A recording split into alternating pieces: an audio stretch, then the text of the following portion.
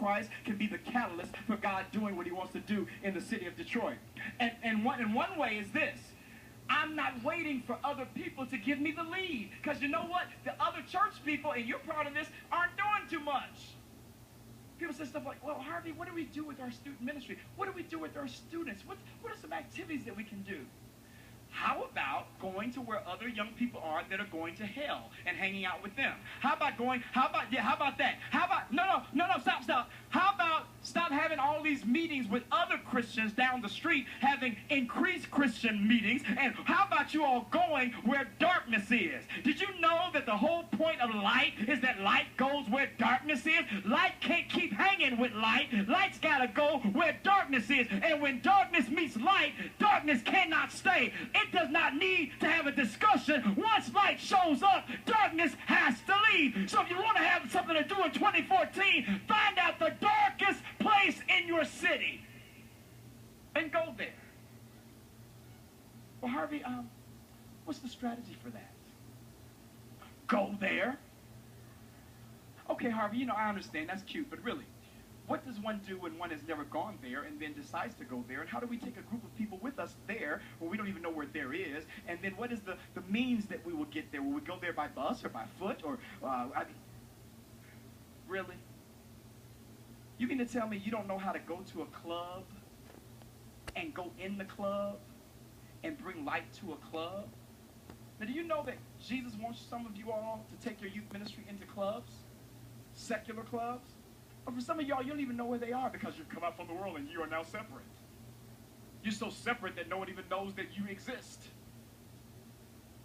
Come ye out from among them and be ye separate, saith the Lord. Not to the point that you ain't in it and don't nobody know who you are. So right now in Detroit, Michigan, we have a Bible study every Thursday night. No big deal, not a Bible study. But we have a Bible study in every strip club in Detroit. This is how it happened. We went to the management and said, can we give gifts to the young ladies who work here? He said, man, no problem. They all said, sure. And so as we went in and gave them gifts, we said, can we talk to the young ladies as we give them gifts? They said, no problem at all. I said, as we talk to the young ladies as we give them gifts, can we maybe do a little study about 5 minutes with them? No problem at all.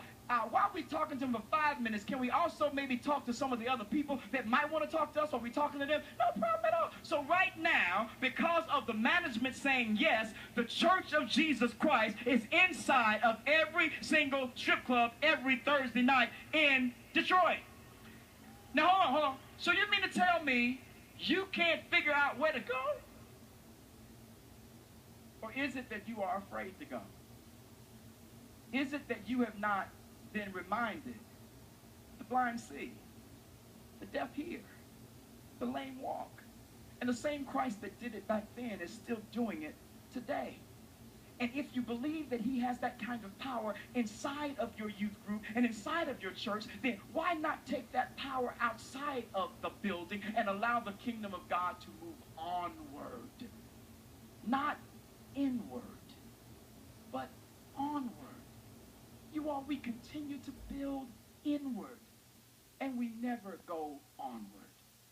So he says some final words here that encourages us. He says in this last verse, for John came neither eating or drinking, and they say he's a demon. The Son of Man came eating and drinking. You said he's a glutton and a drunkard, a friend of tax collectors and sinners. Can I tell you what that means? They're not going to be satisfied. No matter what you do, people that don't like you won't be satisfied, so stop trying to win their approval. But he said, but wisdom is proved right by her actions.